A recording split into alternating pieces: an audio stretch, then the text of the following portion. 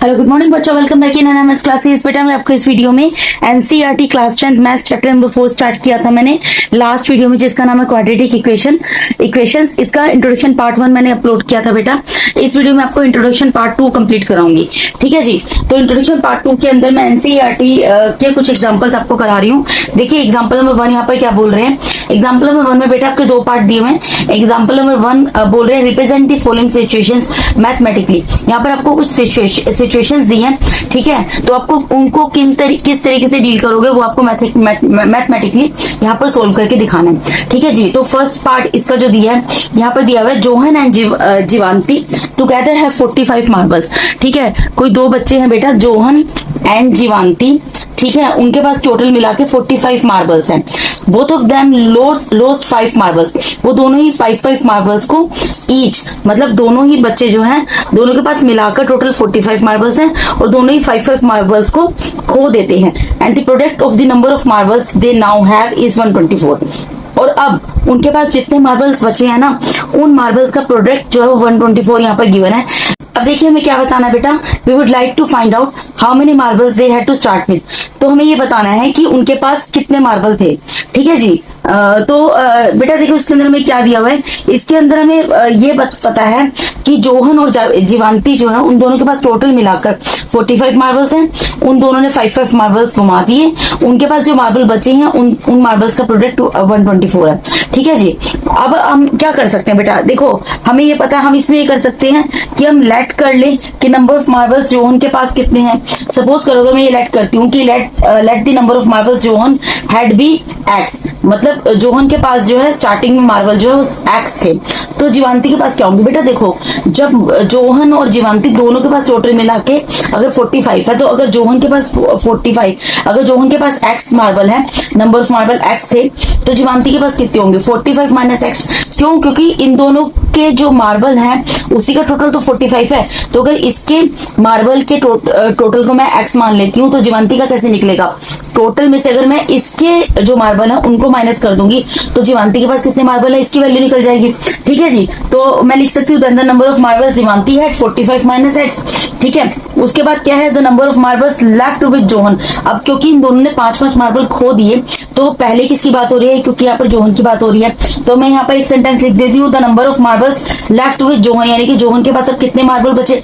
देखो बेटा पहले जोहन के पास कितने मार्बल थे, एक्स मार्बल थे, नंबर ऑफ मार्बल्स कितने थे एक्स। अगर उसने 5 खो दिया, अगर टोटल उसके पास एक्स मार्बल थे, नंबर ऑफ मार्बल्स एक्स थे जोहन के पास, अगर उसने 5 मार्बल खो दिए तो कितने बचेंगे, एक्स माइनस 5 बचेंगे। इसी तरीके से अगर मैं अब नंबर ऑफ मार्बल्स निकालूं कि लेफ्ट विद जीवांती, ठीक है, जीवांती के पास कितने बचे, तो व्हेन शी लोस्ट 5 मार्बल्स, जब उसने 5 मार्बल्स घुमा दिए, खो दिए, तो बेटा स्टार्टिंग में उसके पास कितने मार्बल थे 45 माइनस एक्स, ठीक है। तो अब कितने बचेंगे 45 माइनस एक्स में से क्या करेंगे हम 5 मार्बल, क्योंकि उसने घुमा दिए तो पहले उसके पास इनिशियली जितने थे उसमें से एक्स 5 को माइनस कर देंगे, ठीक है। तो उसकी वैल्यू निकल जाएगी। और उसके बाद प्रोडक्ट जो है, जितने मार्बल इनके पास होंगे स्टार्टिंग में, उनका प्रोडक्ट हमें 124 दिया हुआ है। तो इस तरीके से जो है हम इसको सोल्व करेंगे। तो बेटा जो चीज मैं बोल रही हूँ स्टेटमेंट थोड़ी सी मुझे लिखनी पड़ेगी, तो मैं आपको लिखकर इसको पोस्ट करके लिखकर फिर कंटिन्यू करती हूँ, ठीक है जी।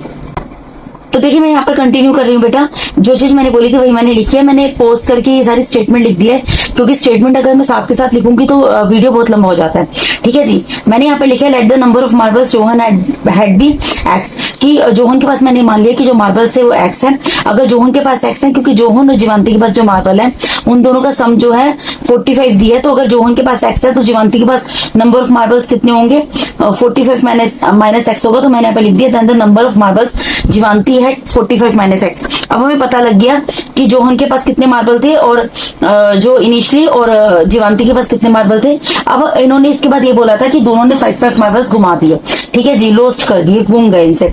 तो यानी कि अगर जोहन के पास, आप खुद सोच कर देखो, अगर जोहन के पास स्टार्टिंग में 5 नंबर ऑफ मार्बल्स एक्स थे और उसमें से उसने 5 मार्बल लॉस कर दिए, तो उसके पास कितने मार्बल बचे होंगे। ऑब्वियसली जो स्टार्टिंग में था उसमें से, जैसे सपोज करो आपके पास अगर 20 रुपीज है, आपने उसमें से 5 रुपीज खर्च कर दिए, तो आपके पास कितने रुपीस बचे, आप कैसे फाइंड आउट करोगे, 20 में से 5 को माइनस कर दोगे। इसी तरीके से अगर जो उनके पास स्टार्टिंग में नंबर ऑफ मार्बल्स जो x से, अगर उसने उसमें से 5 मार्बल घुमा दिए तो उसके पास कितने बचेंगे, x माइनस 5। तो मैंने यहाँ पर यही लिखा है, जो बुक की स्टेटमेंट आपकी वही मैंने लिखी है। The number of marbles left with Johan, Johan के पास अब कितने मार्बल बचे, व्हेन ही लॉस्ट 5 मार्बल्स, जब उसने 5 मार्बल घुमा दिए स्टार्टिंग में x से, x में से 5 माइनस कर दिया, तो x में से 5 माइनस करेंगे, जितना भी आएगा वही मार्बल उसके पास बचे। ठीक है जी। इसी तरीके से मैंने जीवांती का लिख दिया, the number of marbles left with Jeevanti. अब नंबर ऑफ मार्बल्स जीवांती के पास कितने बचे, व्हेन शी लॉस्ट 5 मार्बल्स, जब उसने 5 मार्बल्स घुमा दिए। देखिए इनिशियली उसके पास कितने मार्बल थे, 45 माइनस एक्स है, तो 45 माइनस एक्स में से क्या करेंगे, 5 मार्बल घुमा दिए तो उसको माइनस कर देंगे। तो ये मैं आपको सोल्व करके यहाँ पर दिखा देती हूँ। मैंने इसको पहले यहाँ पर ऊपर सोल्व नहीं किया, मैं आपको यहाँ पर कर दिखा रही हूँ। ठीक है जी। देखिए 45 रहेगा, माइनस एक्स रहेगा, माइनस 5 रहेगा, ब्रैकेट ओपन किया है बेसिकली मैंने। ये 45 प्लस का है। अब हम एक्स वाले टर्म को तो सोल्व नहीं कर सकते, लेकिन 45 और 5 को सोल्व कर सकते हैं। न्यूमेरिकल डिजिट है, ठीक है, प्लस माइनस माइनस होता है, आपको पता है, साइन बड़े नंबर का आता है। तो क्या आ गया, 40 माइनस एक्स आ गया। यानी कि अब इसके पास कितने मार्बल बचे, जो जीवांती है उसके पास कितने मार्बल बचे, 40 माइनस एक्स, और जो उनके पास कितने मार्बल बचे, एक्स माइनस 5। ठीक है। अब उन्होंने बोला जब इन्होंने 5 मार्बल घुमा दिए तो इनके पास जितने मार्बल बचे ना उनका प्रोडक्ट 124 दिया है। यानी कि हम क्या करेंगे, एक्स माइनस 5 यहाँ पर क्या है, नंबर ऑफ मार्बल्स जो उनके पास है जो बचे, और 40 माइनस एक्स कौन से मार्बल्स हैं जो कि जीवांती के पास बचे, इन दोनों का प्रोडक्ट जो 124 है। ठीक है। तो यही मैं नेक्स्ट शीट पे उतारती हूँ। बेटा यहाँ पर मैंने लिखा है देयरफॉर देयर प्रोडक्ट, इनका प्रोडक्ट क्या होगा, जो उनके पास कितने मार्बल बचे बेटा, एक्स माइनस 5। ठीक है। और उसके अलावा जीवांती के पास कितने मार्बल बचे थे, जीवांती के पास बचे थे 40 माइनस एक्स। ठीक है। इन दोनों का प्रोडक्ट कितना दिया, 124। ठीक है। तो इसको इक्वल्स टू 124 लिख दिया। अब इसको हम सोल्व कर सकते हैं यहाँ पर। तो जब दो ब्रैकेट दी होती है तो किस तरीके से मल्टीप्लाई होता है, जब दो ब्रैकेट दी होती है, पहले ब्रैकेट की पहले टर्म लिखेंगे, ठीक है, दूसरा ब्रैकेट लिख दूंगी मैं उसके साथ। ठीक है। फिर पहले ब्रैकेट की सेकंड टर्म लिखेंगे और दूसरा ब्रैकेट लिख दूंगी। ठीक है। जिसके आगे जो साइन है वो उतार दिया, जैसे कि एक्स के आगे कोई साइन नहीं, इट मींस प्लस का साइन है, स्टार्टिंग में उतारने की जरूरत नहीं होती। और माइनस 5 है तो माइनस 5 उतार दिया, दूसरा ब्रैकेट उतार दिया, इक्वल्स टू 124। इसके बाद क्या करना होता है बेटा, इसके बाद ये जो बाहर वाली टर्म होती है ना, अंदर की टर्म से मल्टीप्लाई होती है। यानी एक्स जो है 40 से मल्टीप्लाई होगा, एक्स जो है वो एक्स से मल्टीप्लाई होगा। यहाँ इसी तरीके से यहाँ पर माइनस 5 40 से मल्टीप्लाई होगा, माइनस 5 जो है वो माइनस एक्स से मल्टीप्लाई होगा। तो कर देते हैं, 40 को एक्स से मल्टीप्लाई करेंगे 40 एक्स आ जाएगा, प्लस माइनस माइनस के साइन में कन्वर्ट हो जाएगा। एक्स को एक्स से मल्टीप्लाई करेंगे, x raise to the power 2 आ जाएगा, क्योंकि इसकी पावर कुछ नहीं है, 1 इसकी पावर कुछ नहीं है। जब मल्टीप्लाई का साइन होता है, बेस सेम होता है, तो पावर्स क्या होती है, ऐड हो जाती हैं। इसी तरीके से यहाँ पर माइनस का 5 है, इसके आगे कोई साइन नहीं, प्लस का साइन है, तो माइनस प्लस माइनस होता है, साइन माइनस का आता है। 5 4 से 20 होता है, एक 0 है तो वो और उतार दिया, माइनस इंटू माइनस प्लस का साइन में कन्वर्ट हो जाएगा। 5 को एक्स से मल्टीप्लाई करेंगे 5x आ जाएगा, इक्वल्स टू यहाँ पर आ गया 124। ठीक है। तो यहाँ पर मैं क्या कर रही हूँ, ये माइनस एक्स स्क्वायर को पहले लिख रही हूँ, ठीक है, plus 40x plus 5x minus 200, ठीक है, इक्वल्स टू 124। इस तरीके से मैंने लिख दिया। मैंने क्या किया है, स्टैंडर्ड फॉर्म में लिखा है। जो पावर हाईएस्ट, जो डिग्री थी इसकी क्वाड्रेटिक इक्वेशन को बनाने के लिए क्या होता है, डिग्री 2 चाहिए होती है, तो डिग्री वाली पावर को आगे लिख दिया। जो भी वेरिएबल है उसकी जो डिग्री है 2 उसको पहले लिख दिया, तो माइनस एक्स स्क्वायर था वो लिख दिया, फिर प्लस का 40x था वो लिख दिया, प्लस का 5x लिख दिया, ताकि इन दोनों को मैं सोल्व कर लूं, और माइनस 200 है वो लिख दिया, इक्वल्स टू 124। अब माइनस एक्स स्क्वायर जो एज इट इज रहेगा, इन दोनों को मैं प्लस कर लूंगी, 40 प्लस 5 क्या होगा, 45x आ जाएगा, माइनस 200। ठीक है जी। अब ये डिजिट यहाँ पर प्लस की है तो इसको इधर ला सकते हैं, माइनस की हो जाएगी, तो माइनस 124 हो गया, इक्वल्स टू 0 आ गया। ठीक है बेटा। अब इसको हम सोल्व कर लेंगे, यहाँ पे माइनस एक्स स्क्वायर रहेगा प्लस 45x रहेगा।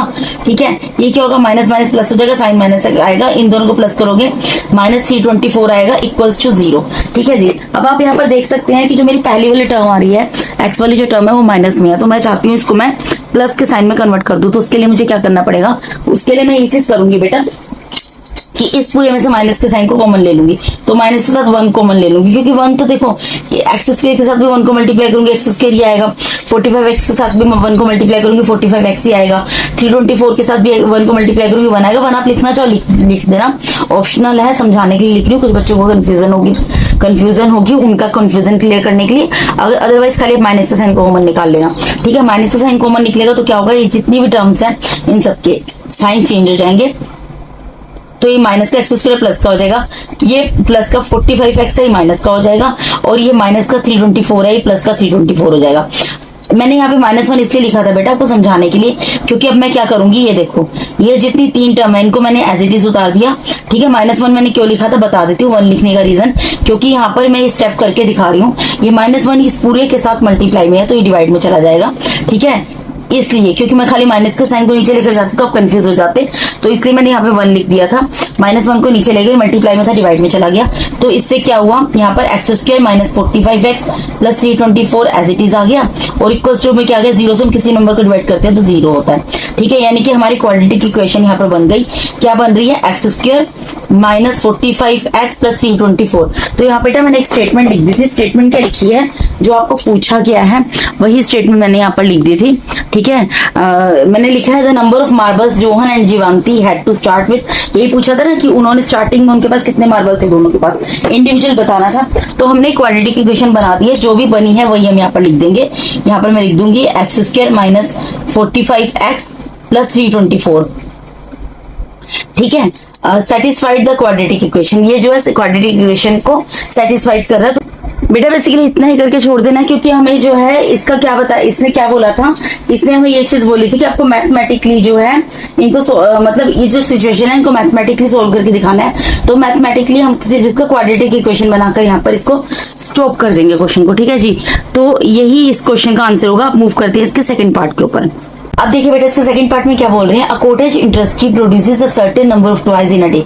कोई कॉटेज इंडस्ट्री है, ठीक है, जो कि प्रोड्यूस करती है कुछ नंबर ऑफ टॉयज को एक दिन में, मतलब एक दिन में वो कुछ टॉयज को प्रोड्यूस करती है। The cost of production of each toy, मतलब अब कॉस्ट ऑफ, देखो अगर टॉय बन रहा है, कोई भी चीज बन रही है तो उसकी कुछ कॉस्ट भी लगेगी। ठीक है, तो कॉस्ट ऑफ प्रोडक्शन उसको बनाने की क्या लगती है रुपीज के अंदर, was found to be 55 minus the number of toys produce in a day. मतलब किसी दिन में, यहाँ रिलेशनशिप दिया, डायरेक्ट हमें आंसर नहीं दिया, ये बोल रहे हैं कि किसी एक दिन में जो नंबर ऑफ टॉयज प्रोड्यूस किए जाते हैं ना, उनको अगर हम 55 में से माइनस कर लें तो हमें क्या पता लगती है, कॉस्ट ऑफ प्रोडक्शन पता लगती है हर एक टॉय की।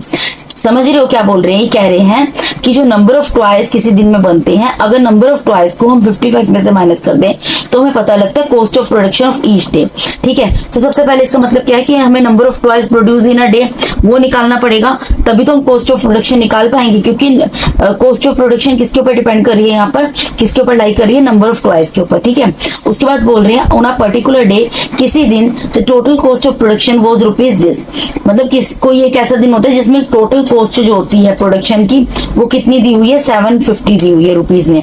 We would like to find out the number of toys produce on that day. तो हमें बताना है उस दिन कितने टॉयज को बनाया गया, जिस दिन जो नंबर ऑफ टॉयज जो बने, अब किसी एक दिन इतने नंबर ऑफ टॉयज बने कि उनकी प्रोडक्शन की जो कॉस्ट है वो 750 बनी, तो ये तो प्रोडक्शन की कॉस्ट बता रहे हैं, लेकिन हमें बताना है कि जो प्रोडक्शन की कॉस्ट जितने टॉयज की 750 बनी पड़ी ना, वो नंबर ऑफ टॉयज हमें बताना है कि वो कितने बनाए गए थे।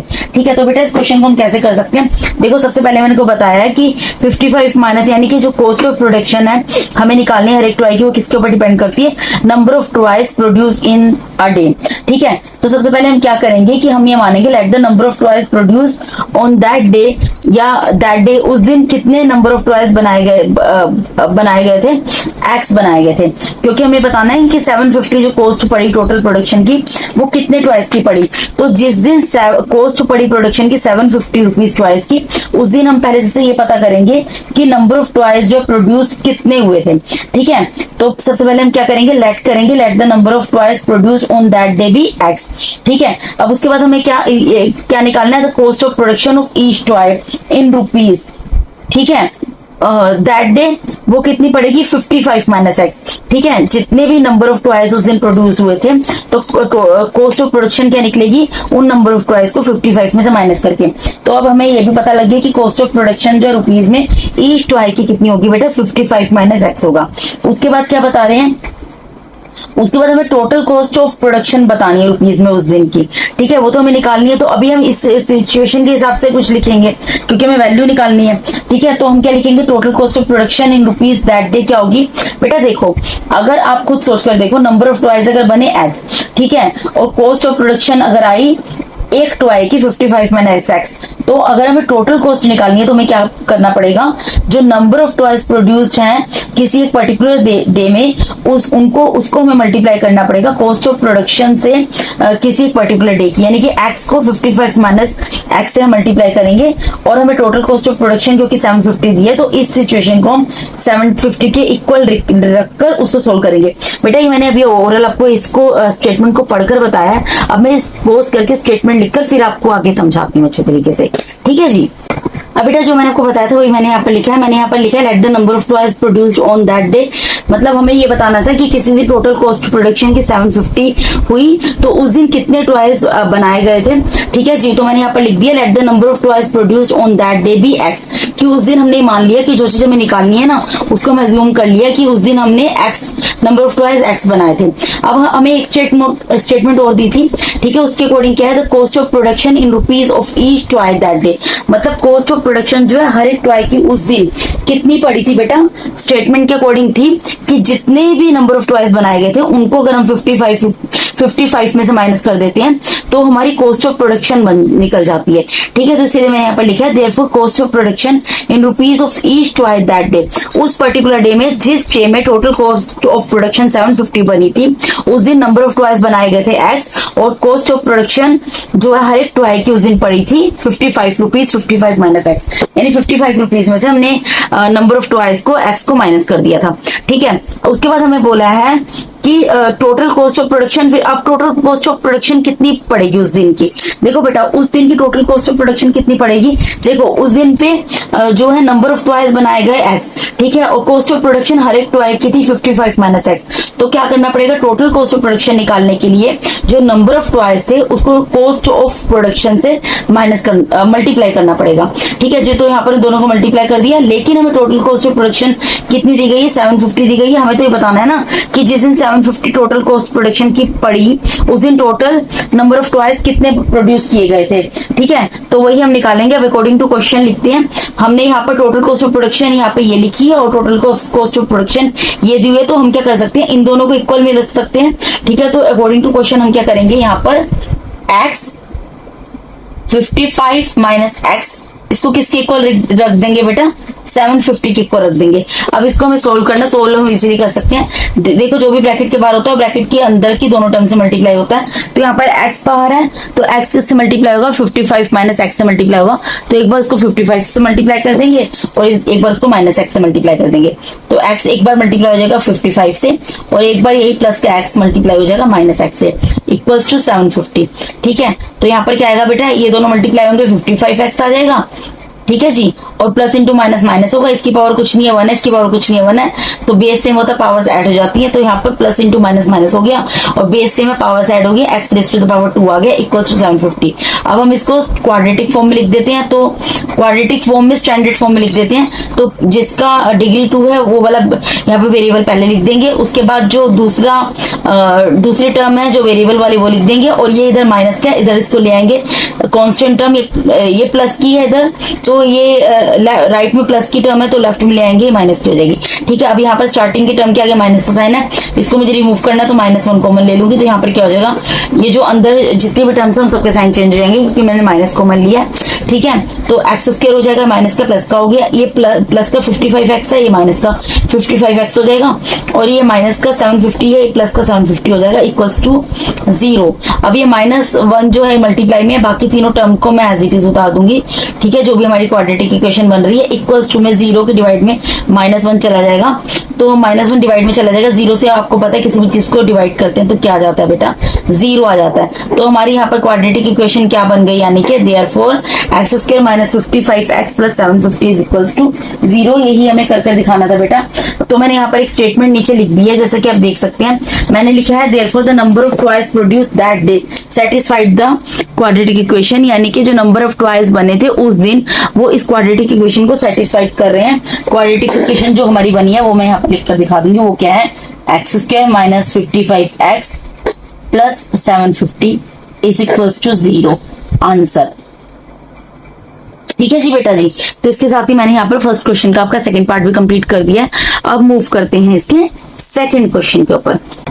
अब बेटा इसका एग्जांपल नंबर सेकंड करेंगे। इसमें क्या बोल रहे हैं, check whether the following are quadratic equation. हमें चेक करना है कि क्या ये जो हमें दिया है क्वाड्रेटिक इक्वेशन है। क्वाड्रेटिक इक्वेशन क्या होती है बेटा, जो हमारी इस फॉर्म में होती है, मैंने आपको बताया था उसकी स्टैंडर्ड फॉर्म क्या होती है, x square plus b x plus c is equal to 0 where a is not equal to 0।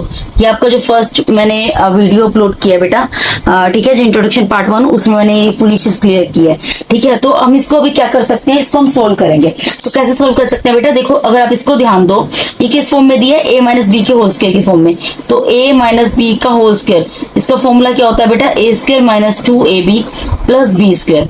ठीक है जी, यही फॉर्मूला होता है ना, a माइनस बी के होल स्क्वायर का फॉर्मूला क्या होता है, a square minus 2ab plus b square. तो इसको मैं ओपन कर लूंगी इसके अकॉर्डिंग। यहाँ पर a क्या होगा जो माइनस के साइन से पहले, और b क्या होगा जो माइनस के साइन के बाद है, यानी कि a स्क्वायर यानी x square minus 2 into a यानी x इंटू b यानी कि 2 प्लस बी स्क्वायर b यानी 2 का स्क्वायर। ठीक है जी, और प्लस 1 इधर दिया, इक्वल्स टू में क्या दिया बेटा, 2x माइनस 3। अब इसको सोल्व कर लेंगे, एक्स स्क्वायर तो एक्स स्क्वायर रहेगा। ठीक है जी, इन तीनों को क्या कर सकते हैं बेटा, इन तीनों को आपस में मल्टीप्लाई करेंगे। तो माइनस टू से मल्टीप्लाई होगा, माइनस 4x, 4 बन जाएगा और x साथ में उतर जाएगा, प्लस 2 का स्क्वायर क्या होगा 4 होगा, plus 1 equals to 2x minus 3। ठीक है, अब जो राइट में टर्म है उनको मैं क्या करूंगी, लेफ्ट में ले आऊंगी उन सारी टर्म्स को। तो यहाँ पर क्या, x square minus 4x plus 4 plus 1 कितना होता है, 5 होता है, और ये 2x इधर प्लस में, इधर जाके माइनस का हो जाएगा, ये माइनस 3 इधर जाके प्लस का हो जाएगा, इक्वल्स टू में क्या बच जाएगा, 0 बच जाएगा। अब जिसको सोल्व कर सकते हो सोल्व कर लो। ठीक है, एक्स स्क्वायर तो एक्स स्क्वायर रहेगा, माइनस 4x और माइनस 2x को सोल्व कर सकते हैं, माइनस माइनस प्लस होता है, साइन माइनस का आता है, माइनस x आ जाएगा, और प्लस 5 प्लस 3 को सोल्व करेंगे तो प्लस 8 आएगा, इक्वल्स टू 0। ठीक है, ये हमारा लिखा हुआ है स्टैंडर्ड फॉर्म में, यस बेटा लिखा हुआ है, इसी फॉर्म में लिखा है। तो मैं लिख दूंगी since x square minus 6x plus 8 is the form of quadratic equation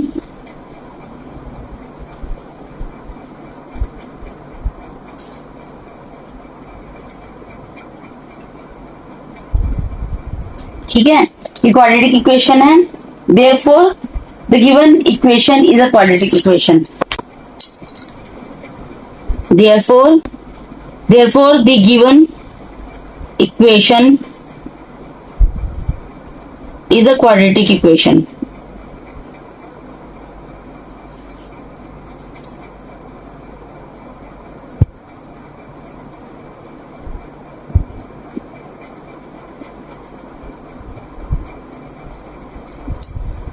ये बेटा मैंने थोड़ा सा लिखने में गलती कर दी, यहाँ पर ये नहीं लिखेंगे फॉर्म ऑफ क्वाड्रेटिक इक्वेशन, ये नहीं लिखेंगे, यहाँ पर हम लिखेंगे form of a x square plus b x plus c is equal to 0। ठीक है, इस फॉर्म में है ना ये a x square plus b x plus c, तो मैंने यहाँ पर लिखा है, या फिर लिख देना इट इज कर देना इसको लिखने की बजाय। ठीक है, और ये लिख देना it is the form of this one, therefore the given equation is a quadratic equation. तो इसके साथ ही इसका फर्स्ट पार्ट होता है कंप्लीट। अब मूव करते हैं इसके सेकंड पार्ट के ऊपर। ठीक है जी, सेकंड पार्ट को भी इसी तरीके से सोल्व करके पता लगेगा कि ये क्वाड्रेटिक इक्वेशन है कि नहीं है। ठीक है जी बेटा, क्वाड्रेटिक इक्वेशन की आपको स्टैंडर्ड फॉर्म मैंने ऊपर लिखकर बताई दी है क्या होती है, तो इसको सिंपल सोल्व कर लेते हैं। देखो यहाँ पर x ब्रैकेट के बाहर है, तो क्या होगा, ये अंदर की टर्म से मल्टीप्लाई हो जाएगा, यानी कि एक बार x से मल्टीप्लाई होगा, एक बार 1 से मल्टीप्लाई होगा। ठीक है, तो यहाँ पर मैं क्या लिखूंगी, x को इस x से मल्टीप्लाई करूंगी, फिर प्लस x को मैं क्या करूंगी 1 से मल्टीप्लाई करूंगी, और प्लस 8 है यहाँ पर इक्वल्स टू में, यहाँ पर देखो 2 ब्रैकेट दिए हैं। ठीक है, तो फर्स्ट ब्रैकेट की फर्स्ट टर्म को सेकंड ब्रैकेट से मल्टीप्लाई कर देंगे, फर्स्ट ब्रैकेट की सेकंड टर्म को सेकंड ब्रैकेट से मल्टीप्लाई कर देंगे। ठीक है जी, और आगे यहाँ पर उसी तरीके से मल्टीप्लाई होगा, x से मल्टीप्लाई होगा, फिर -2 से होगा, 2x से मल्टीप्लाई होगा, फिर -2 से होगा। अब देखो इनको मल्टीप्लाई करना है, इनको मल्टीप्लाई करना है, x को x से मल्टीप्लाई करेंगे एक्स स्क्वायर आ जाएगा, प्लस x को 1 से मल्टीप्लाई करेंगे x आ जाएगा, प्लस 8 आ गया, इक्वल्स टू में यहाँ पे x को x से मल्टीप्लाई करेंगे एक्स स्क्वायर आ जाएगा, -2x से मल्टीप्लाई होगा -2x आ जाएगा, प्लस यहाँ पर 2x आ जाएगा प्लस का, और प्लस इंटू माइनस माइनस 2 को 2 से मल्टीप्लाई करेंगे 4 आ जाएगा। अब यहाँ पर आप एक चीज नोटिस करो बेटा कि यहाँ पर एक्स स्क्वायर है राइट में और लेफ्ट में भी, ये तो आपस में कैंसिल हो गया। यहाँ -2x है प्लस 2x है, ये भी आपस में कैंसिल हो गया। तो बचा क्या हमारे पास, यहाँ पर प्लस का 8x बचा और 8 बचा, इक्वल्स टू में -4 बचा। इस -4 को भी इधर ले आओ, तो x प्लस 8 और माइनस का 4 है, इधर जाके प्लस का 4 हो गया, इक्वल्स टू 0। ठीक है, तो x प्लस 8 प्लस 4 क्या होता है, प्लस 12 इज इक्वल्स टू 0। अब आप मुझे एक चीज बताओ कि क्या ये स्टैंडर्ड फॉर्म में है? हम क्या लिखेंगे, since it is not the form of a x square plus b x plus c is equal to 0, इस फॉर्म में नहीं है ना बेटा, तो मैंने लिख दिया since it is not the form of this one, therefore the given equation is not a quadratic equation, is not. Line में सब अपने हिसाब से लिख देना, मुझे जो समझ आ रहा है मैं भी वो लिख रही हूँ। ठीक है, क्वाड्रेटिक इक्वेशन, क्योंकि उस फॉर्म में नहीं है तो क्वाड्रेटिक इक्वेशन कैसे होगी, क्वाड्रेटिक इक्वेशन नहीं है। ठीक है जी, आंसर। अब मूव करते हैं इसके थर्ड पार्ट के ऊपर।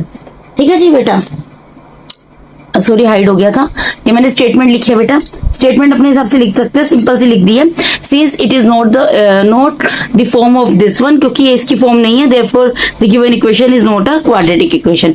ठीक है, अब मूव करते हैं इसके थर्ड पार्ट के ऊपर।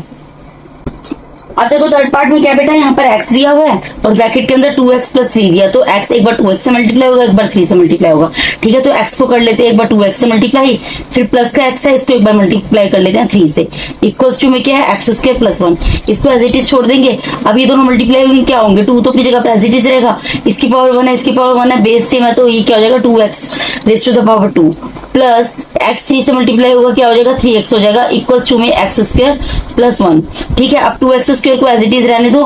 ठीक है, और ये जो x और प्लस 3x में अभी ये सब चीजें एज इट इज उतार रही हूँ दोनों टर्म, इन दोनों टर्म को मैं राइट से लेफ्ट में ले आऊंगी तो इनके साइन चेंज हो जाएंगे, प्लस का x स्क्वायर है माइनस का x स्क्वायर हो गया, प्लस का 1 है माइनस का 1 हो गया, इक्वल्स टू 0। अब यहाँ पर क्या करेंगे, देखो इन दोनों टर्म को सोल्व कर सकते हैं। ठीक है, तो 2x स्क्वायर में से x स्क्वायर माइनस होगा, इसका कोफिशिएंट कुछ नहीं बना, तो क्या हो जाएगा x square plus 3x minus 1 is equals to 0, यही बचेगा ना, प्लस 3x बचेगा माइनस 1 इक्वल्स टू 0 बचेगा। तो मैं यहाँ लिख दूंगी since it is the form of ax square plus bx plus c is equals to 0, therefore x square plus 3x minus 1 is a quadratic equation. ये क्वाड्रेटिक इक्वेशन है। Statement आप किसी भी तरीके से लिख सकते हो बेटा, कोई दिक्कत नहीं है, बस सही होनी चाहिए, ऐसा कोई रटने वाली चीज नहीं होती है। ठीक है, समझने वाली चीज होती है। आंसर, तो इसका थर्ड पार्ट भी यहाँ पर कंप्लीट होता है। अब मूव करते हैं इसके फोर्थ पार्ट के ऊपर। अब फोर्थ पार्ट भी बहुत इजी है, बस यहाँ पर एक चीज फर्क आ रही है, एक डिफरेंस आ रहा है बेटा। यहाँ पर क्या है, एक फॉर्मूला लगा है। क्या लगा है, देखो यहाँ पर क्या लिखा है, x प्लस 2 की power 3 equals to x cube minus 4, यही बोल दो x प्लस 2 का होल क्यूब दिया हुआ है। ठीक है, यानी कि यहाँ पर क्या फॉर्मूला लग रहा है, a प्लस बी का होल क्यूब। तो आपको पता होना चाहिए a प्लस बी का होल क्यूब का फॉर्मूला क्या होता है बेटा, a प्लस बी के होल क्यूब का फॉर्मूला होता है a cube plus b cube plus 3ab और ब्रैकेट में a प्लस बी। ठीक है, ये फॉर्मूला याद होगा तो इस क्वेश्चन को इजीली सोल्व कर लोगे। तो यहाँ पर a क्या है, जो प्लस के साइन से पहले टर्म है वो a है, और प्लस के साइन के बाद जो टर्म है b है। बस इस फॉर्मूले के अकॉर्डिंग हम इसको ओपन कर देंगे ब्रैकेट को। ठीक है, a क्यूब यानी कि x का क्यूब प्लस b क्यूब यानी कि 2 का क्यूब। ठीक है, प्लस 3 इंटू a यानी x इंटू b यानी कि 2। ठीक है, और ब्रैकेट में a प्लस b यानी x प्लस 2 इक्वल्स टू क्या दिया हुआ है, x क्यूब माइनस 4 दिया हुआ है। ठीक है, अब सोल्व कर लो, x क्यूब तो x क्यूब रहेगा, प्लस 2 का क्यूब क्या हो जाएगा, 2 2 से 4, 4 2 से 8 हो जाएगा। ठीक है, इन तीनों को मल्टीप्लाई कर लो, 3 2 से क्या होता है 6 होता है बेटा, और x है तो x आ जाएगा साथ में, और यहाँ ब्रैकेट में क्या है, x plus 2 equals to x cube minus 4। अब यहाँ पर देखो तो सेपरेट टर्म है ना, x क्यूब से x क्यूब कैंसिल हो जाएगा। ठीक है, यहाँ पर 8 एज इट इज रहेगा, प्लस अब ये 6x देखो, 6x क्या ब्रैकेट के बाहर दिया, तो ये टर्म ब्रैकेट की दोनों अंदर की टर्म से मल्टीप्लाई हो जाएगी। 6x को एक बार x से मल्टीप्लाई करेंगे, एक बार 2 से मल्टीप्लाई करेंगे, तो 6x क्या एक बार x से मल्टीप्लाई होगी, और फिर प्लस 6x जो है एक बार 2 से मल्टीप्लाई होगा, इक्वल्स टू यहाँ पर -4 है। ठीक है जी, 8 अपनी जगह पर एज इट इज रहेगा। अब इन दोनों टर्म को आपस में मल्टीप्लाई कर लो, इन दोनों को मल्टीप्लाई कर लो, तो प्लस 6 एज इट इज उतरेगा, एक्स एक्स से मल्टीप्लाई होगा, एक्स स्क्वायर बन जाएगा, प्लस 6 टू 12 हो जाएगा और एक्स रह जाएगा इक्वल्स टू में -4। अब ये जो -4 है इसको मैं इधर ले आऊंगी, प्लस का 4 बन जाएगा, तो 8 + 6x स्क्वायर -12x, और ये माइनस का 4 है, राइट से लेफ्ट में आएगा, प्लस का 4 बन जाएगा। ठीक है, तो यानी कि क्या बन जाएगा, 8 और 4 को प्लस कर सकते हैं, 12 आ जाएगा, plus 6x square -12x is equals to 0। अब इसको स्टैंडर्ड फॉर्म में लिख देंगे। स्टैंडर्ड फॉर्म क्या है, सबसे पहले जिसकी पावर 2 है, जिसकी डिग्री 2 है, क्वाड्रेटिक इक्वेशन की स्टैंडर्ड फॉर्म यही होती है ना, उस टर्म को सबसे पहले लिख दिया, फिर माइनस में जो वेरिएबल वाली टर्म है वो लिख दी, और लास्ट में जो कांस्टेंट टर्म है वो लिख दी, इक्वल्स टू 0। तो ये किस फॉर्म में आ रहा है बेटा। अब देखो इसमें एक चीज और कर सकते हैं, ये तो हमारे क्वाड्रेटिक फॉर्म में आ गया, कोई दिक्कत नहीं है। यहाँ पर 6 12 12 आ रहा है, यानी मैं इसमें से 6 को कॉमन निकाल सकती हूँ। तो अगर मैं 6 को कॉमन निकालूंगी तो यहाँ क्या बचेगा, एक्स स्क्वायर, 6 तो बाहर चला गया, माइनस साइन बचा, 6 के टेबल में 12 कब आता है, 2 पर आता है, एक एक्स उतर जाएगा, प्लस की जगह प्लस का साइन उतरेगा, 6 के टेबल में 12 कब आता है, 2 पर आता है, इक्वल्स टू 0। अब 6 क्या है, इस पूरे टर्म के साथ मल्टीप्लाई में है, ये जो 3 टर्म दिए ना क्वाड्रेटिक इक्वेशन दिए, इसके साथ मल्टीप्लाई में, तो इसको डिवाइड में ले जाएंगे, 0 के डिवाइड में चला जाएगा। ठीक है, ये क्या हो जाएगा, x square -2x + 2 is equals to 0। 0 क्यों हो जाएगा, क्योंकि 0 से किसी भी हम नंबर को मल्टीप्लाई करें या डिवाइड करें तो वो 0 ही हो जाता है। ठीक है, तो इसका आंसर हम लिख देंगे, यहाँ साइड में लिखकर दिखा देती हूँ आपको, since it is the form of ax square plus bx plus c is equals to 0, in standard form में आ रहा है क्वाड्रेटिक इक्वेशन के। Therefore x square -2x plus 2 equals to 0 is a quadratic equation, इसलिए ये एक quadratic equation है, quadratic equation.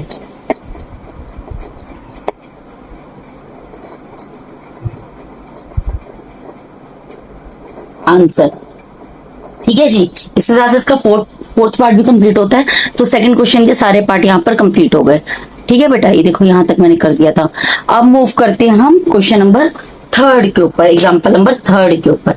ठीक है जी, अब एग्जाम्पल नंबर 3 में क्या बोल रहे हैं, find the roots of the equation this by factorisation. By factorisation मतलब फैक्टराइजेशन मेथड से।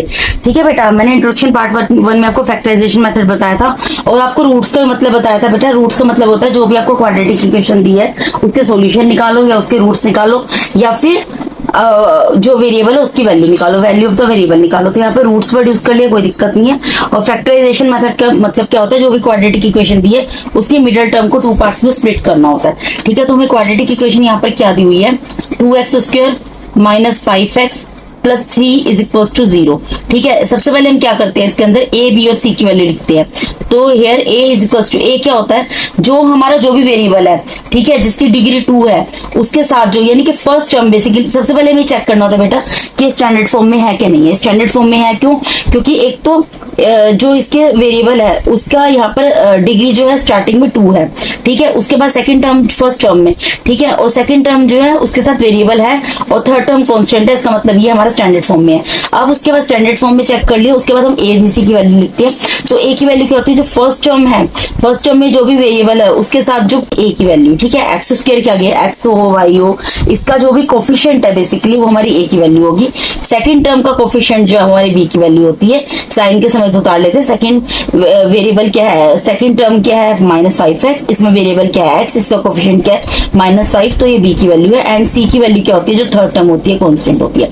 इसके बाद हमें क्या करना होता है, a और c को मल्टीप्लाई करना होता है। तो a की वैल्यू 2 है और c की वैल्यू 3 है, इन दोनों को मल्टीप्लाई कर लेंगे, क्या आ जाएगा 6 आ जाएगा, और b की वैल्यू हमारी यहाँ पर क्या है -5 है। ठीक है, अब हमें यहाँ पर क्या करना होता है, a और c को मल्टीप्लाई करके जो आता है नंबर क्या है 6 आया है, इसके फैक्टर करने होते हैं।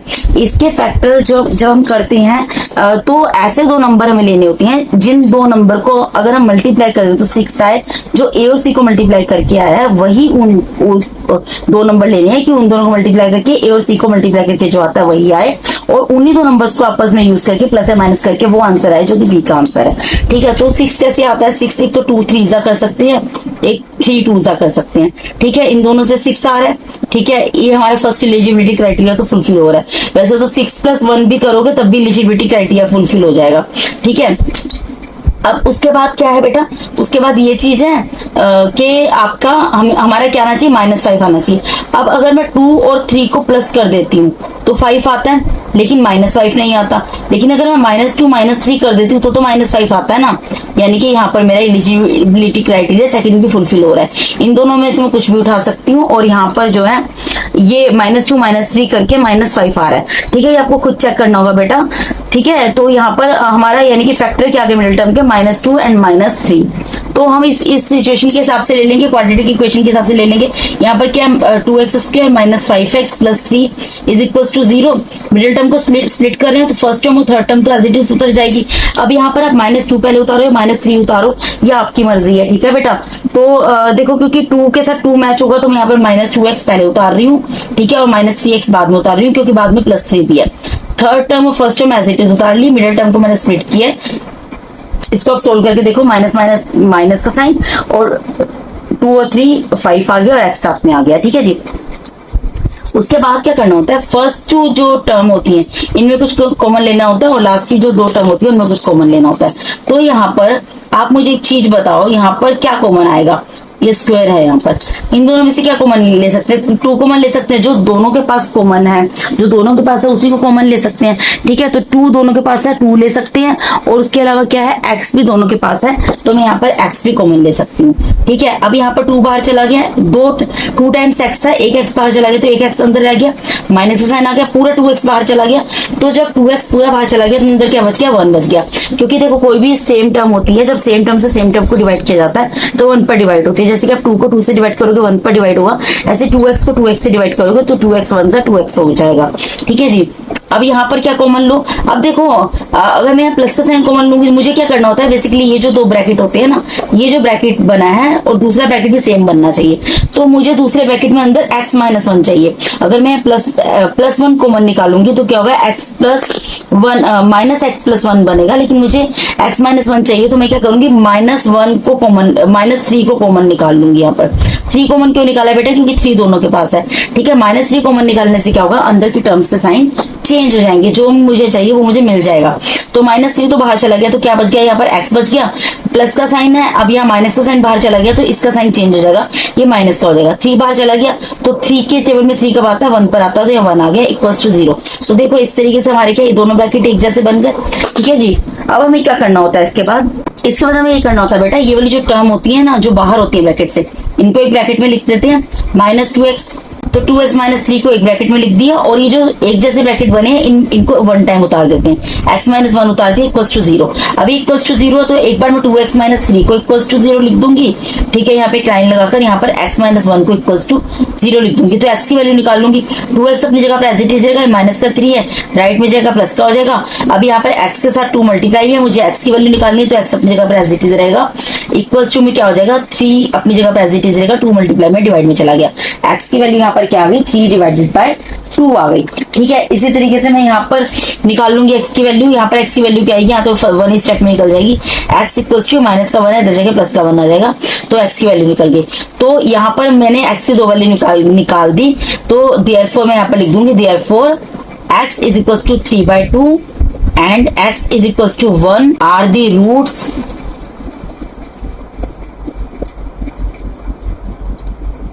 of the given quadratic equation. Given quadratic equation लिख दो या फिर जो इक्वेशन दिया वो लिख दो।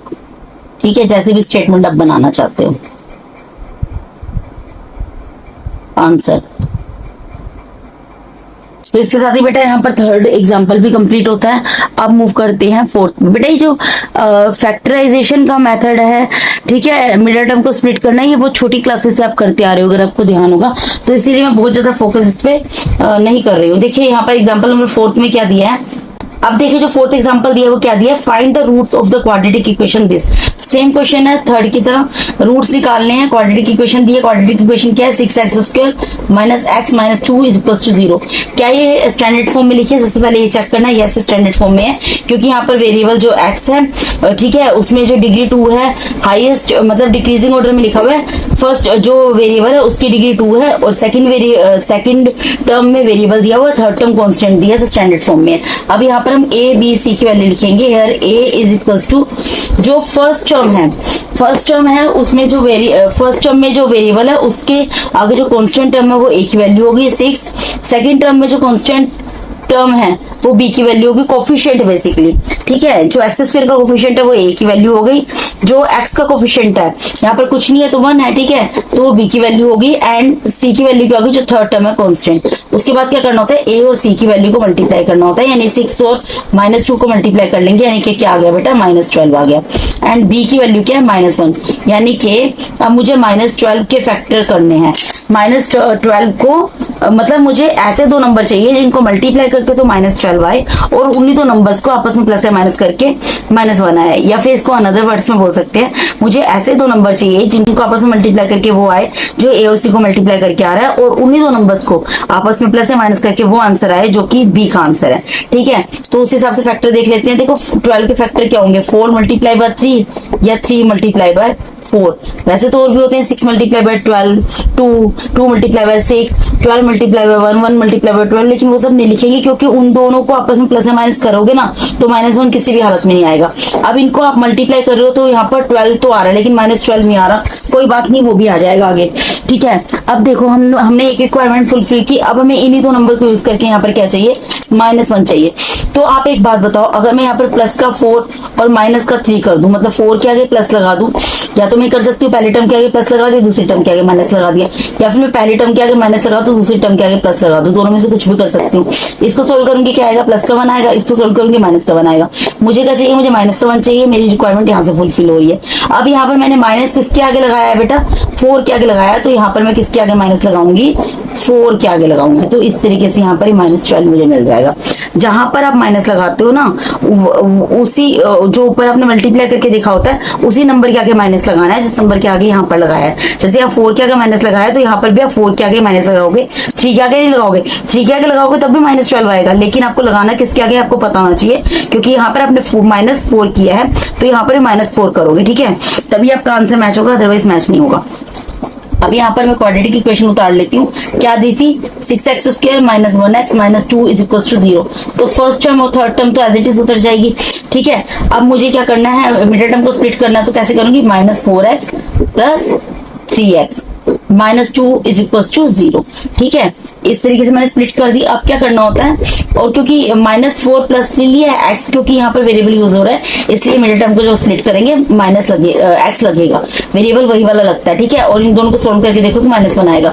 अब क्या करना है, इसमें से कुछ कॉमन लेना है, इसमें से कुछ कॉमन लेना है। अब इसमें से हम क्या कॉमन ले सकते हैं, 6 और 4 हमें पता है 2 के टेबल में आते हैं, और x कॉमन ले सकते हैं क्योंकि x दोनों के पास है, ठीक है जी। 2x कॉमन आ गया, यहाँ पर क्या बचेगा, 2 के टेबल में 6 कब आता है बेटा, 3 पर आता है। यहाँ 2 टाइम्स x है, 1 टाइम x बाहर चला गया तो कितना बच गया, 1 टाइम x बच गया, माइनस की जगह माइनस का साइन। अब 2 के टेबल में 4 कब आता है, 2 पर आता है, x तो बाहर चला गया तो ब्रैकेट क्लोज कर देंगे। फिर यहाँ पर क्या करेंगे, +1 कॉमन लेंगे, क्योंकि 3x और 2 में से और तो कुछ कॉमन नहीं आ सकता, +1 कॉमन लेंगे, 1 कॉमन लेंगे तो यहाँ पर 3x -2 ही उतर जाएगा, ठीक है। क्योंकि देखो बेटा 1 कॉमन आया तो अंदर की टर्म दोनों वैसे ही उतर जाएंगे एज इट इज। अब हमें ये दो ब्रैकेट एक जैसे बनाने होते बन गए। अब जो बाकी दो टर्म बची हैं उनको एक ब्रैकेट में लिखकर दिखा देंगे। बाकी क्या बचा है, 2x + 1, इसको 1 टाइम लिख दिया, और ये जो ब्रैकेट एक जैसा बना है इसको 1 टाइम लिख देते हैं, 3x -2। अब यहाँ पर हम इसको इस तरीके से सोल्व करेंगे, एक बार हम 2x + 1 को इक्वल्स टू 0 ले लेंगे, और एक बार हम 3x -2 को इक्वल्स टू 0 ले लेंगे, ठीक है जी। अब यहाँ पर हमें क्या करना है, हम यहाँ पर x की वैल्यू निकाल लेंगे, ठीक है बेटा। तो x की वैल्यू निकाल लेते हैं। देखो 2x अपनी जगह पर एज इट इज रहेगा, इक्वल्स टू में प्लस का 1 है, हर जगह माइनस का हो जाएगा। अब यहाँ पर x के साथ 2 मल्टीप्लाई में है, ठीक है, तो therefore x is equals to क्या आ जाएगा, -1 अपनी जगह पर एज इट इज रहेगा, 2 मल्टीप्लाई में डिवाइड में चला जाएगा, यानी x की वैल्यू क्या आ गई, -1 डिवाइडेड बाय 2। यहाँ पर भी इसी तरीके से निकाल लेंगे, 3x अपनी जगह पर एज इट इज रहेगा, 2 माइनस का राइट हैंड साइड में जाएगा, प्लस का हो जाएगा। यहाँ पे x के साथ 3 मल्टीप्लाई में, तो x की वैल्यू निकालनी है, x अपनी जगह पर एज इट इज रहेगा, 2 अपनी जगह पर एज इट इज रहेगा, 3 मल्टीप्लाई में डिवाइड में चला जाएगा, यानी x की वैल्यू यहाँ पर क्या निकल गई, 2 डिवाइडेड बाय 3 निकल गई, ठीक है जी। तो बस यहाँ पर मैं लिख दूंगी therefore x is equals to -1/2 and x is equals to 2/3 are the roots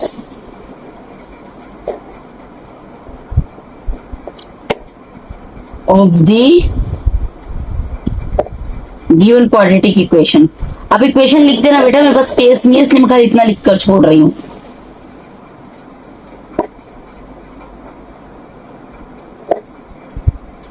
ये रूट्स निकल गए, रूट्स बोल दो या सॉल्यूशन बोल दो क्वाड्रेटिक इक्वेशन के, ठीक है, या वैल्यू ऑफ द वेरिएबल बोल दो, एक ही बात होती है।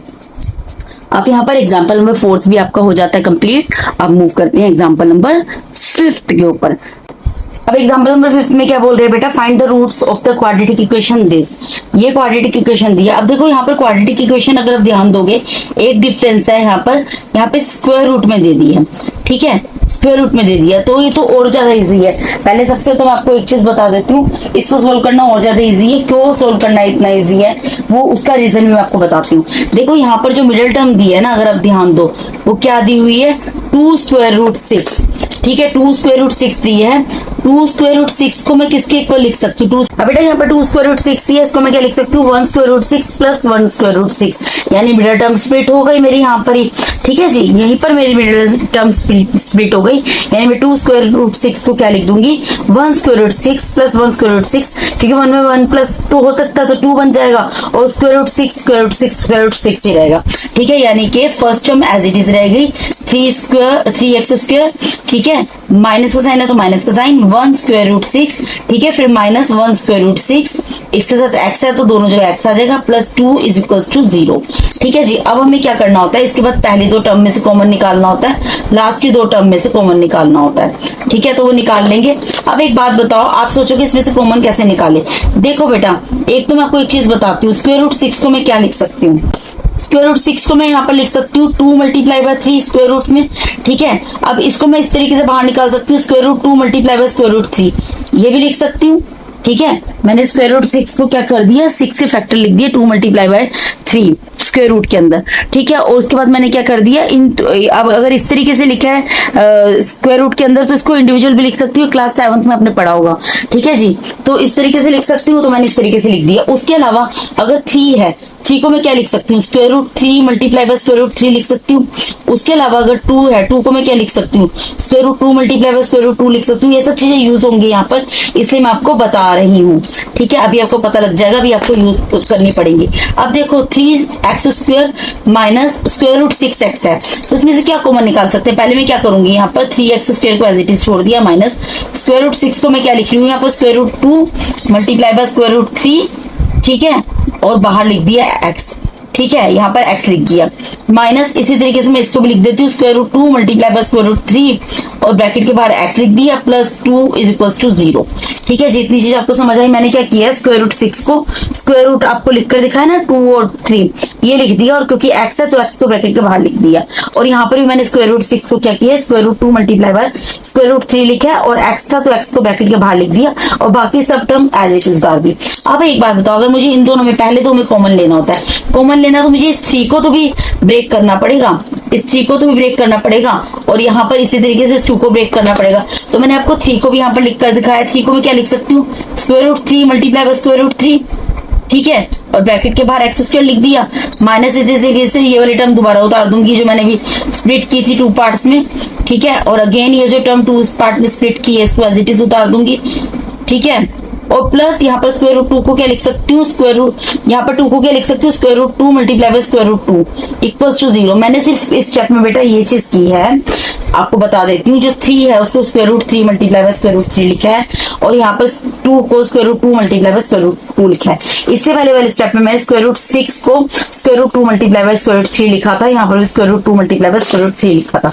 अब हमें कॉमन कहाँ से लेना होता है, हमें ये जो पहले की 2 टर्म है इनमें से कॉमन लेना होता है, लास्ट की जो टर्म है इनमें से कॉमन लेना होता है। तो अब हम इसमें से इजीली कॉमन निकाल सकेंगे। आप खुद सोचो इसमें क्या कॉमन आ रहा है, इनमें एक तो स्क्वायर रूट 3 आ रहा है, उसके अलावा क्या आ रहा है, x आ रहा है, ठीक है, ये मैंने कॉमन निकाल लिया। अब अगर यहाँ पर 2 टाइम स्क्वायर रूट 3 है, 1 टाइम बाहर चला गया तो क्या बचेगा, 1 टाइम स्क्वायर रूट 3 बचेगा।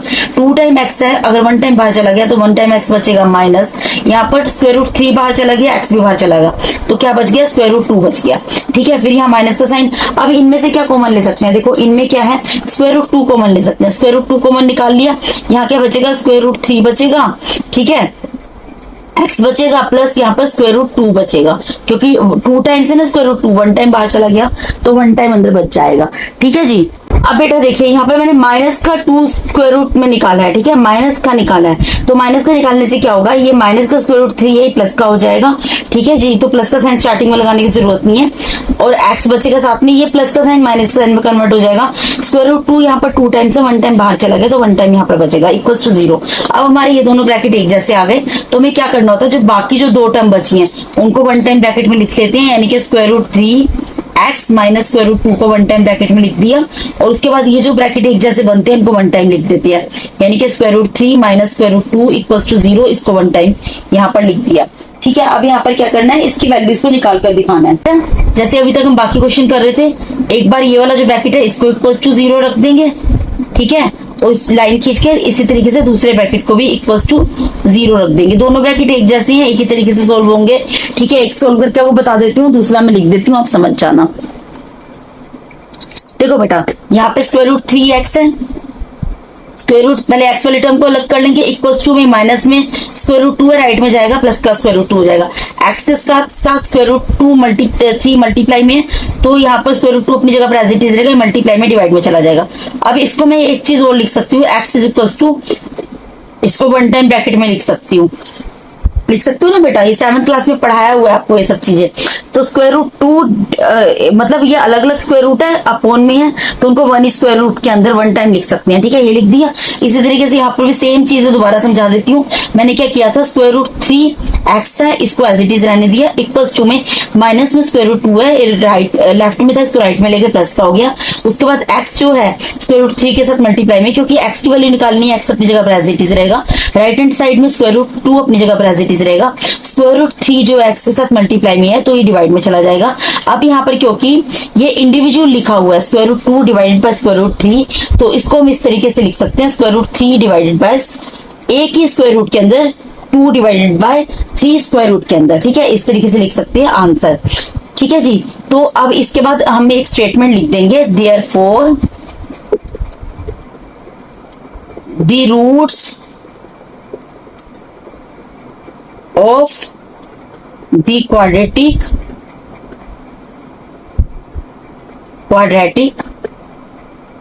equation, क्या क्वाड्रेटिक इक्वेशन दी थी, 3x square minus 2 square root 6x plus 2 is equals to 0, are x is equals to 2 square root में 2 divided by 3, again square root में 2 डिवाइडेड बाय 3 आंसर, ठीक है। इस तरीके से लिख दे, स्टेटमेंट जैसे मर्जी लिख देना, कोई दिक्कत नहीं है, बस सही लाइन में सही होनी चाहिए, ठीक है जी। तो इसके साथ मैंने आपको यहाँ पर एग्जांपल नंबर 5 भी बेटा कंप्लीट करा दी है, ठीक है जी।